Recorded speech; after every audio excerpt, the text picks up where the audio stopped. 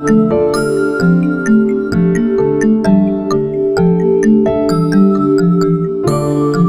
लोगों ने लॉकडाउन में स्टार्ट किया स्क्रीन रिकॉर्डिंग। मैंने भी ट्राई किया स्क्रीन रिकॉर्डिंग में, बट मेरा ये आइडिया मुझे थोड़ा-सा लगा कि मैं इसको इम्प्लीमेंट करूँ। तो जब मैंने एलईडी को यूज़ करके और अपने टीचिंग कंटेंट्स बच्चों के साथ शेयर किए और लाइव क्लासेस जब इसमें ली, तो बच्चों ने कहा, "मैडम आप इसमें ज़्यादा अच्छा समझ में आता है।"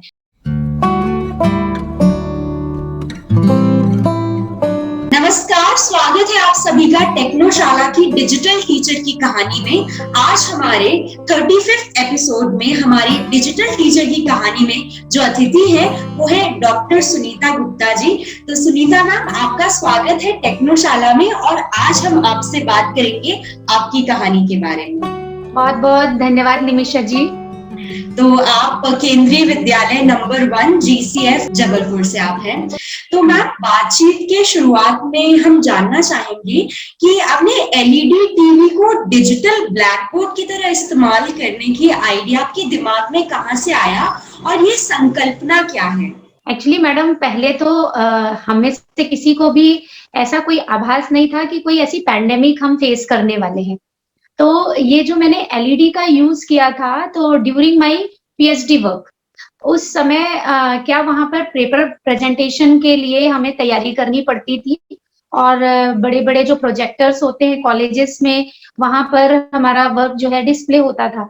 तो मैं उसकी प्रैक्टिस के लिए अपने जो पीपीटीज़ को है ना, वो एलईडी पर कास्ट करके और उसके बगल में खड़े होके जस्ट ये प्रैक्टिस पर्पज़ से मैं करती थी, कि थोड़ा अपने अंदर एक कॉन्फिडेंस डेवलप होता है कि डाइस के साथ खड़े हैं, तो उसी तरीके से खड़े होके और उस स्क्रीन को देख के हम अपने जो प्रेज़ेंटेशन है उसको एक्सप्लेन कर रहे हैं। तो जस्ट मैंने तो ये सोच के इस वर्क को किया था, पर मुझे नहीं मालूम था कि इस तरीके का लॉकडाउन हमें फेस करना पड़ेगा और सभी लोगों ने लॉकडाउन में स्टार्ट किया स्क्रीन रिकॉर्डिंग। मैंने भी ट्राई किया स्क्रीन रिकॉर्डिंग में, बट मेरा ये आइडिया मुझे थोड़ा-सा लगा कि मैं इसको इम्प्लीमेंट करूँ। तो जब मैंने एलईडी को यूज़ करके और अपने टीचिंग कंटेंट्स बच्चों के साथ शेयर किए और लाइव क्लासेस जब इसमें ली, तो बच्चों ने कहा, "मैडम आप इसमें ज़्यादा अच्छा समझ में आता है।" "क्यों?" मैंने पूछा, "क्यों ऐसा?" बोले, "मैडम आप दिखते हो और ऐसा लगता है कि हम स्कूल में हैं और हम अपने क्लास में हैं और हम स्मार्ट बोर्ड पे पढ़ रहे हैं।" तो मुझे ऐसा लगा कि बच्चे यदि इंटरेस्ट ले रहे हैं, तो मुझे ये चीज़ करना चाहिए और फिर ये हमारे केवीएस को बहुत अच्छा लगा और इसी बात से मेरे इस इनोवेटिव वर्क के लिए मुझे एप्रिशिएट भी किया गया और केवीएस आरओ ने मुझे एक एप्रिसिएशन सर्टिफिकेट भी दिया और मैं आईसीटी 2019 के लिए नॉमिनेट हुई हूँ। जी मैम, आपको बहुत-बहुत बधाई। तो मैम, एजुकेशनल कंटेंट बनाते समय और ऑनलाइन क्लास में वीडियो का इस्तेमाल से इंटरनेट खपत ज़्यादा होती है। इसके लिए आपने जीआईएफ को टीचिंग एड में जोड़ा है। तो मैम, वीडियोज़ की जगह आपने जीआईएफ इस्तेमाल की ऐसी क्या ज़रूरत आपको लगी? मैडम, ये आपने भी फ़ील किया होगा, इतने सारे न्यूज़ आते गए कि अभी ये जितने भी लॉकडाउन 1, 2 और 3 रहे मैडम, तो बच्चों की सारी ऑनलाइन क्लासेस रही और अपने यहाँ आपको मालूम है हमारी डेवलपिंग कंट्री है, फैमिली में 1 मोबाइल है, कहीं तो 1 भी नहीं है, पर यदि 1 मोबाइल है और घर में 2 या 3 बच्चे हैं, तो डेटा की प्रॉब्लम बहुत ज़्यादा जा रही थी। तो मैंने ये फ़ील किया कि जब हम यूट्यूब यूज़ कर रहे हैं, बच्चों के साथ वीडियोज़ शेयर करना है, यदि किसी 3D स्ट्रक्चर को समझाना है, तो एट अ टाइम यदि गूगल सर्च पे आप जाओगे तो आपका टाइम भी लगेगा, क्योंकि हमारा जो क्लासरूम पीरियड का जो ड्यूरेशन है वो लिमिटेड है। उस समय अगर आप सर्च करने जा रहे हो तो उसमें आपका टाइम कंज़्यूम होता है। बच्चे उस समय बोर भी हो जाते हैं और अपने डेटा को लेके भी परेशान होते हैं।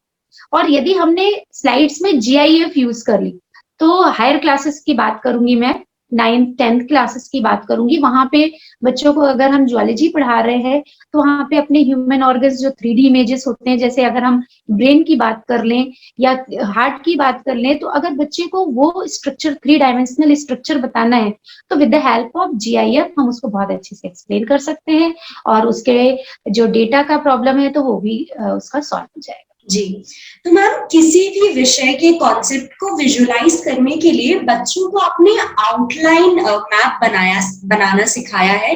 तो आप हमें बताइएगा कि आउटलाइन मैप क्या है और इसका विषय वस्तु पढ़ते समय क्या फायदा होता है? हमारे केवीएस संगठन ने एक अभी सीबीएसई ने एक सब्जेक्ट इंट्रोड्यूस किया है, I hope you are familiar with it, artificial intelligence. तो मैं बहुत लकी अपने आप को मानती हूँ कि केवीएस ने मुझे उसकी ट्रेनिंग के लिए जीट ग्वालियर भेजा था और उस ड्यूरेशन में हमने एक नया कॉन्सेप्ट सीखा, सिस्टम मैप। चूंकि वो एक सॉफ्टवेयर की हेल्प से हम यूज करते थे, तो मैंने ये देखा कि अगर हम 9th-10th के बच्चों को सिस्टम मैप सिखाने जाएंगे तो टाइम कंज्यूमिंग है। तो मैंने उस सिस्टम मैप को वर्ड के डिफरेंट डिफरेंट स्टेप्स की हेल्प से बच्चों के लिए तैयार किया और उनको बनाना सिखाया। और जैसे मान लीजिए कोई वास्ट कंटेंट है, अब जैसे हम डाइजेस्टिव सिस्टम पढ़ा रहे हैं या रेस्पिरेशन समझा रहे हैं बच्चों को, तो उसके टाइप्स होते हैं, उनके फंक्शन होते हैं, एक एक आर्गन से बना हुआ है रेस्पिरेटरी सिस्टम।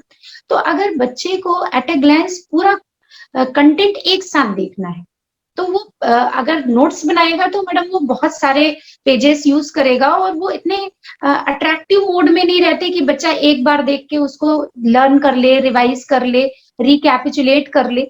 और यदि उसने अपने नोट्स में एक आउटलाइन मैप बना लिया, और तो आउटलाइन मैप की हेल्प से क्या है, पूरा कंटेंट उसको एक बार में दिखता है और वो पूरे कंटेंट को अच्छे से रिवाइज भी कर सकता है। तो इसका जो मेन एम था वो वास्ट कंटेंट को श्रिंक करना, ताकि बच्चे को एक बार में ही पूरा जो समराइजेशन है, जिस्ट है उस चैप्टर का, वो समझ में आ जाए। जी मैम, तो आपने बच्चों को ओ लैब्स की मदद से वर्चुअली विज्ञान का प्रयोग सिखाया है, तो हम जानना चाहेंगे कि ओ लैब क्या है और इसका इस्तेमाल कैसे करते हैं? मैडम, ओ लैब एक्चुअली ये अमृता विश्वविद्यालय विद्यापीठम का है और जिसका जो पार्टनरशिप है वो सीडैक से है।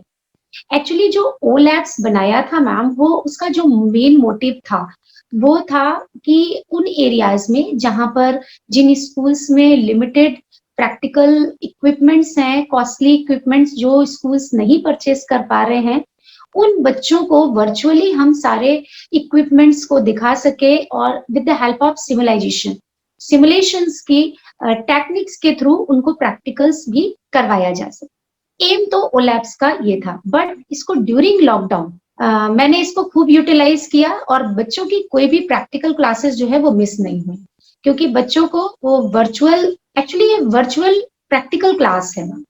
और सबसे ज्यादा ये है कि इसमें कोई चार्जेस नहीं है, इवन स्कूल को भी कोई चार्ज पे नहीं करना है। ओ लैब्स की मदद यदि लेनी है अपने बच्चों के लिए, सिंपल एक रजिस्ट्रेशन होता है और रजिस्ट्रेशन के थ्रू आप स्कूल को रजिस्टर्ड कर लीजिए, टीचर्स को रजिस्टर्ड कर दीजिए, स्टूडेंट्स को रजिस्टर्ड कर दीजिए और उसकी हेल्प से आप ओ लैब से सारे प्रैक्टिकल क्लासेस जो है वो आप देख सकते हैं। फिजिक्स के भी देख सकते हैं, केमिस्ट्री और बायोलॉजी, इवन आजकल जो ओ लैब्स है उसमें मैथमेटिक्स और इंग्लिश के भी कंटेंट डाल दिए। तो इस तरीके से हमारे रिमोट एरिया और वो स्कूल्स जहां पर कॉस्टली इक्विपमेंट्स नहीं है, वहां तो बेनिफिट मिल रहा ही है ओ लैब्स का। और ये ड्यूरिंग लॉकडाउन मैडम, मेरे बच्चों को कभी ये नहीं लगा कि उन्होंने प्रैक्टिकल क्लासेस मिस कर दी। जी, और यही सबसे बड़ी सफलता है आपकी पूरी मेहनत की। तो मैम, आपने अलग-अलग माध्यम से आईसीटी को विषय वस्तु से जोड़ा है, तो आपके अनुभव के अनुसार आईसीटी बच्चों के सीखने की प्रक्रिया में कैसे मदद करता है? मैडम, एक्चुअली आपने ये चीज सुनी होगी कि अगर बच्चों को मोटिवेट करना है तो पहले आप खुद एग्जाम्पल दीजिए। तो जब मैंने आईसीटी को अपने एजुकेशन के साथ, टीचिंग टेक्निक के साथ इंटीग्रेट किया, तो मैंने ये देखा कि बच्चे बहुत मोटिवेट हुए और बच्चों ने अपने एक्टिविटी वीडियोस बना के मुझे शेयर की। तो ये मेरे लिए बड़ा बेनिफिशियल रहा। जैसे मैंने जीआईएफ का यूज किया, आउटलाइन मैप का यूज किया, तो मैं बच्चों को एक टास्क दे देती थी, असाइनमेंट दे देती थी कि इस स्पेसिफिक टॉपिक पर आप एक आउटलाइन मैप ड्रॉ करिए और फिर उसका एक वीडियो बना के आप एक्सप्लेन करिए। तो इससे मैंने ये फील किया, ऑब्जर्व किया कि बच्चों को तो कंटेंट से फैमिलियर हो गए, तो एक लर्निंग आउटकम मेरे को बहुत अच्छा मिला।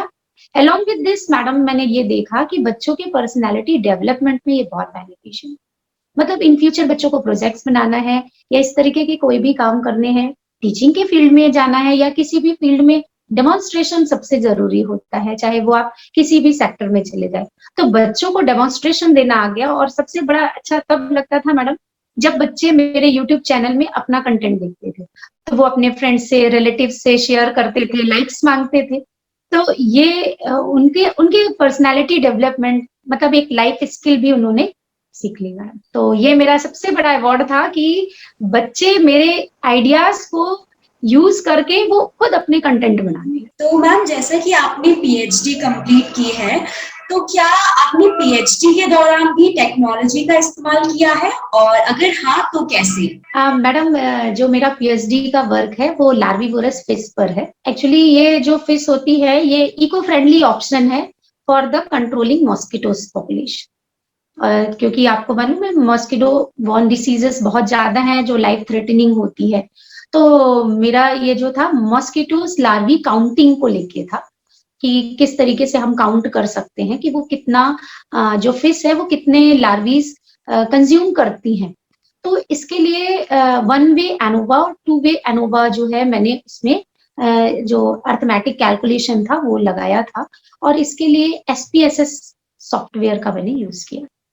तो वो आईसीटी का मेरा एक बहुत अच्छा यूज़ था और इसके लिए जो हमारा लाइफ साइंस डिपार्टमेंट है उन्होंने काफ़ी एप्रिशिएट किया क्योंकि एक्चुअली क्या करते हैं लोग जो एनोवा कैलकुलेशन करते हैं लेकिन लोग जनरली उसको मैनुअली करते हैं। तो मैंने मैनुअली भी किया लेकिन उसको मैंने सॉफ्टवेयर से किया था। वो मेरे लिए एक बहुत बड़ा डिफिकल्ट एक फेज था जिसको मैंने क्रॉस किया और सक्सेसफुली मैंने उससे रिजल्ट गेन किया। मैम अब हम जानना चाहेंगे आपके यूट्यूब चैनल के बारे में, किस तरह के वीडियोस आप बनाती हैं और आपका जो पर्सनल ब्लॉग है उस पर आप क्या कुछ शेयर करती हैं, उसके बारे में आप हमें बताएं। मैडम ये जो यूट्यूब मेरा चैनल था ये मैंने 2018 में बनाया था। उस समय जस्ट मैं अपने जो भी मेरे ई कंटेंट है वो अपने फ्रेंड्स के साथ अपने बच्चों के साथ शेयर करने के लिए बनाती थी और इसके साथ साथ जो मेरा यूट्यूब चैनल है उसमें मैं सिर्फ अपने वीडियोस नहीं डालती हूँ, बच्चों के एक्टिविटी वीडियोस भी मेरे उसमें डले हुए हैं। और उसके साथ साथ जब लॉकडाउन का पीरियड आया तो सभी को लिमिटेड डिवाइसेस में क्लासेस लेना मुश्किल था, तो इसके लिए मुझे अपॉर्चुनिटी मिली थी। हमारे यहाँ के माता गुजरी महिला महाविद्यालय के प्रोफेसर्स ने मुझे कहा था कि आप एक हमें ऑनलाइन हमारी क्लास लेके हमें थोड़ा सा how to take online classes वो बताइए। तो वो उस तरीके की भी वीडियोस मैंने उसमें अपलोड करके रखे हैं। गूगल फॉर्म कैसे क्रिएट करना आज बड़ा फैमिलियर है, सब फैमिलियर है क्योंकि इन 2 सालों के लॉकडाउन पीरियड ने टीचर्स को बहुत टेक्नो सेवी बना दिया। लेकिन उस समय ये सारी चीजें थोड़ा-सा टीचर्स के लिए प्रॉब्लम थी क्योंकि हम घर में थे। हमारे पास कोई भी ट्यूटर नहीं था, तो उस समय हम लोग एक-दूसरे से ही सीखते थे। टीचर्स एक-दूसरे से सीखते थे, तो ऐसे समय में मैंने इस तरीके के छोटे-छोटे काफ़ी वीडियोस बनाए और अपने यूट्यूब चैनल पर शेयर किए। और अगर ब्लॉग की बात करें तो मेरे 2 ब्लॉग्स हैं, एक एजुकेशनल ब्लॉग है और एक लाइफ स्किल का ब्लॉग है।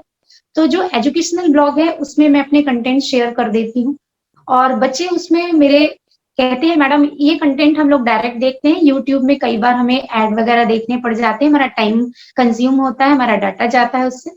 तो ब्लॉग्स के थ्रू और बच्चे उसमें शेयर करते हैं, अपने एक्सपीरियंसेस शेयर करते हैं, पेरेंट्स अपने एक्सपीरियंसेस भी शेयर करते हैं उसमें। तो इस तरीके से ब्लॉग्स भी मैंने देखा बच्चों के लाइफ स्किल डेवलपमेंट में बहुत काम आते हैं। जी, तो मैम के यूट्यूब चैनल की लिंक और ब्लॉग की लिंक आप डिस्क्रिप्शन बॉक्स में चेक कर सकते हैं। मैम अब हम आपसे पूछना चाहेंगे आपकी शिक्षा के सफर में क्या कुछ उपलब्धियां रही?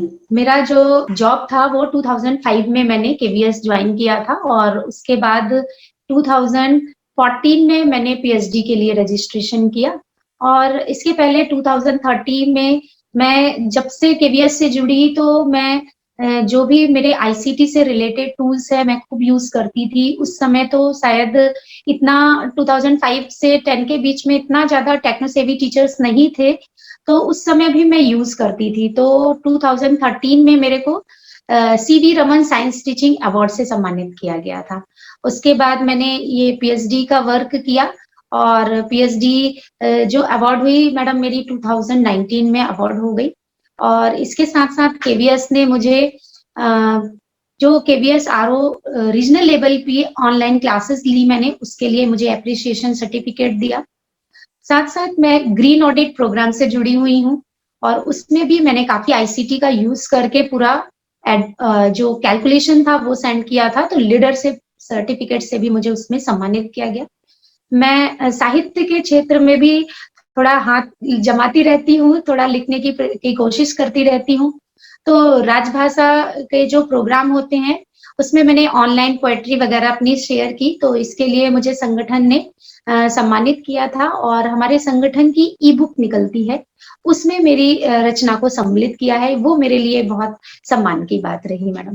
तो मैम अभी तक के आपके पूरे सफर में अगर आप किसी को धन्यवाद देना चाहेंगी तो वो कौन लोग होंगे? देखिए मैडम कोई भी वर्क ना अकेले नहीं होता है, उसके लिए आपके पीछे आपकी फैमिली का सपोर्ट बहुत ज़रूरी होता है। तो फैमिली में मेरे बच्चे हैं, मेरे हस्बैंड, मेरे इन-लॉज़ सभी डायरेक्टली, इनडायरेक्टली मुझे हमेशा हेल्प करते रहते हैं। और मेरे विद्यालय के प्राचार्य मिस्टर अरविंद सिंह ठाकुर, मैं उनका विशेष रूप से धन्यवाद देना चाहूँगी क्योंकि उन्होंने मुझे हमेशा मोटिवेट किया। इवन ड्यूरिंग लॉकडाउन उन्होंने मुझे सबसे पहले सजेस्ट किया था, मैडम आप लाइव क्लासेस लीजिए, आप ले सकती हैं और उन्हीं के मोटिवेशन से मैंने ये क्लासेस स्टार्ट की थी और मैडम जो केवीएस आरओ ने जो लाइव क्लासेस स्टार्ट की थी, उस समय केवीएस के जितने भी रीजन है, सबसे अच्छा वर्क जो है जबलपुर रीजन ने किया था और हम लोग एक साथ जो है 25,000 स्टूडेंट्स को प्रीमियर सेंड कर देते थे वीडियोस का और कई बार लाइव क्लासेस ले लेते। इसके लिए मैं अपने केवीएस रीजनल ऑफिस का बहुत-बहुत धन्यवाद देना चाहूँगी और अपने प्राचार्य महोदय का बहुत-बहुत धन्यवाद। जी, तो मैम टेक्नोशाला में हमारे यहाँ ये कल्चर है कि जो हमारे अतिथि आते हैं हम उनसे पूछते हैं कि आगे की डिजिटल टीचर की कहानी में आप किसे नॉमिनेट करना चाहेंगी अगर आपके कोई शिक्षक साथी हो तो उन्हें? बिल्कुल मैडम, जैसे मेरा नाम सीमा मैडम ने नॉमिनेट किया था, तो जो हम लोग ये आईसीटी के नॉमिनेशन के टाइम पे मिले थे, तो एक ग्वालियर केवी नंबर 3 की मैडम है, मैडम संगीता, मैं उन्हें नॉमिनेट करना चाहूँगी जब हम लोग सारे एक्सपीरियंसेस एक-दूसरे से शेयर करते। तो ये बहुत अच्छे विचारों वाला एक माहौल हमारे यहाँ क्रिएट हुआ था, तो मैं उनका नाम सजेस्ट करूँगी और उनका जो वर्क है वो बहुत ही एप्रिशिएबल है, पूरी कम्युनिटी के लिए है, बच्चों के लिए है, तो आप बिल्कुल उनके एक्सपीरियंस ज़रूर आप लीजिएगा। तो सुनीता गुप्ता जी आपसे बात करके और आपकी कहानी जानकर हमें बहुत कुछ सीखने को मिला और हम आशा करते हैं कि हमारे जो दर्शक हैं वो भी आपकी कहानी से सीखें और जो कुछ भी आपने अपने शिक्षिका के पूरे करियर में नई-नई टेक्नोलॉजी के साथ चेंजेस लाए हैं उनसे आप सभी प्रभावित हो और आप बताएं। तो बहुत-बहुत धन्यवाद जुड़ने के लिए। धन्यवाद। मैं स्पेशली टेक्नोशाला को धन्यवाद देना चाहूँगी कि उन्होंने हमारे वर्क को इतना अच्छा प्लेटफॉर्म दिया। बहुत-बहुत धन्यवाद मैडम। धन्यवाद। अगर आपको आज का वीडियो अच्छा लगा हो तो लाइक करें।